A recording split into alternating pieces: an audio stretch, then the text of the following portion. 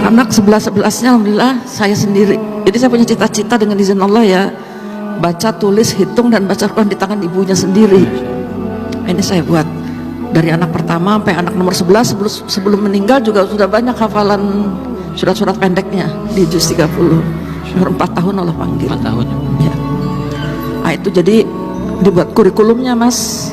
Sampai di kurikulum ya, Bun. ya dibuat. Saya bikin sendiri. Bun, Iya. saya mau nanya ke Bunda deh. Siap. 10 Bun, 10 anak Bunda Yang ada.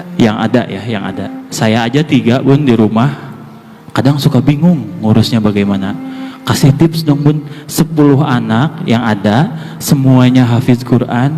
Apa sih tips yang paling utama yang harus dilakukan oleh orang tua agar anak-anak bisa menjadi seperti itu? Itu Bun. Bismillahirrahmanirrahim. Rabbi shrah li sadri wa yassir li amri wahlul 'uqdatam min lisani yafqahu qawli. Pertama memang tips ya praktis. Boleh Bun. Menyandarkan diri kita kepada Allah Subhanahu wa taala. Karena anak ini titipan. Jadi minta tolong sama Allah. Hari itu kok saya tiap tahun melahirkan. Jadi orang lihat saya itu kalau nggak gendong di dalam, gendong di luar.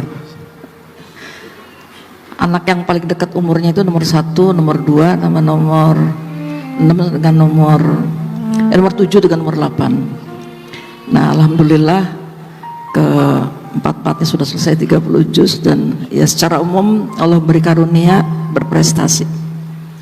Yang kedua, memang harus kerjasama dengan suami, ini penting. Alhamdulillah ada bapak dan ibu di sini hadir. Tepuk tangan buat bapak-bapak utamanya. Tepuk tangan bapak-bapak. Karena pemimpin dalam keluarga itu adalah bapak. Ya. Istri pada dasarnya yang mengikuti visi bapak. Dan alhamdulillah suami saya klop, Allah kasih. Ya, dia sibuk dakwah, tahu-tahu dilihat sampai rumah anaknya udah pada pintar ngaji. Masya Allah. Udah bisa baca Quran, hafalannya sudah nambah. Begitu lihat saya hamil terus, jadi dia ambil anak yang paling gede untuk setoran hafalan sama bapak. Nah, saya sementara pegang adik-adiknya. Yang ketiga, memang ini tips juga ya saya kira penting Bapak Ibu, membuat peta kayak kurikulum lah gitu. Ada target-target, misalnya anak kita umur 6 tahun harus sudah selesai membaca Al-Quran dengan bacaan dan tajwid yang benar. Jadi dulu cita-cita saya sebenarnya bukan menjadikan anak-anak hafiz, tapi kepingin anak-anak jadi anak yang soleh. Insya Allah. Nah, soleh itu mencakup semuanya. Nah, Allah kasih ya kemudahan untuk menghafal Al-Quran. Insya Allah. Ini juga sesuai insya Allah dengan perintah Allah dalam Al-Quran. Rabbi habli minas solihin. Juga hadis Rasulullah SAW, waladun solihun yad'u lahu. Jadi yang diminta oleh Allah kepada kita bagaimana mendidik anak-anak menjadi anak yang soleh. Nah itu, jadi saya suka nangis juga nih, sebenarnya nangis sama dengan anak-anak. Boleh Bu, nggak apa-apa. Kalau nangis saya itu kalau anak-anak udah di atas 7 tahun, saya takut mereka nggak bisa baca Quran. Masya Allah. Jadi saya sampai yang ini keempat ya, janji saya kepada Allah, pokoknya gimana jangan sampai anak-anak bisa baca Quran di tangan orang lain. Anak-anak 11-11-nya alhamdulillah saya sendiri. Jadi saya punya cita-cita dengan izin Allah ya, baca, tulis, hitung dan baca Quran di tangan ibunya sendiri.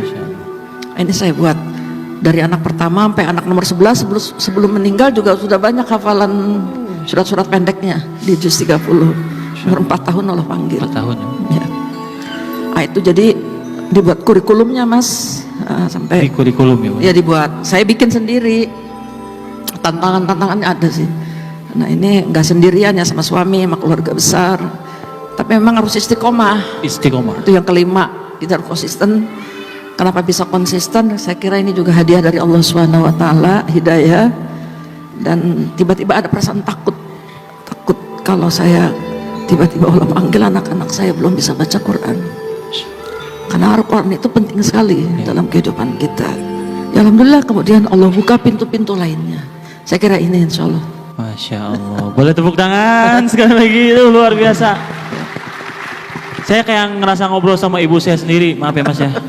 Soalnya saya juga kalau ngobrol sama ibu kayak gini. Tapi memang tips-tips ini, wah super semua Kak Danu. Banget. Alhamdulillah. Bagaimana? Belum tentu bisa ngelakuinnya juga nih. Tapi tadi jadi motivasi juga buat saya di rumah nanti.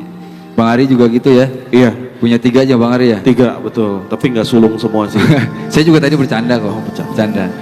Jadi jadi keluarga itu ternyata memang bisa dijadikan sebuah tim. Betul. Gimana caranya bisa bersama-sama saling kerjasama ya Bu ya. Iya. Saling bantu-membantu gitu. Yang udah bisa ngajarin adiknya gitu mungkin ya Bu ya. Iya, saya buat seperti itu. Jadi anak-anak jarang keluar rumah.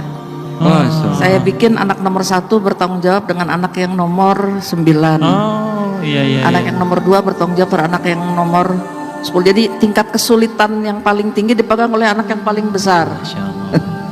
Sampai sekarang jadi masih ikatan saudara itu. Alhamdulillah. Jadi tidak hanya sekedar hubungan saudara damia ya, nah, tapi juga hubungan-hubungan ideologis. Nah, ini saya bilang ini kelak akan menjadi saksi nanti di hadapan Allah bahwa tugas ibu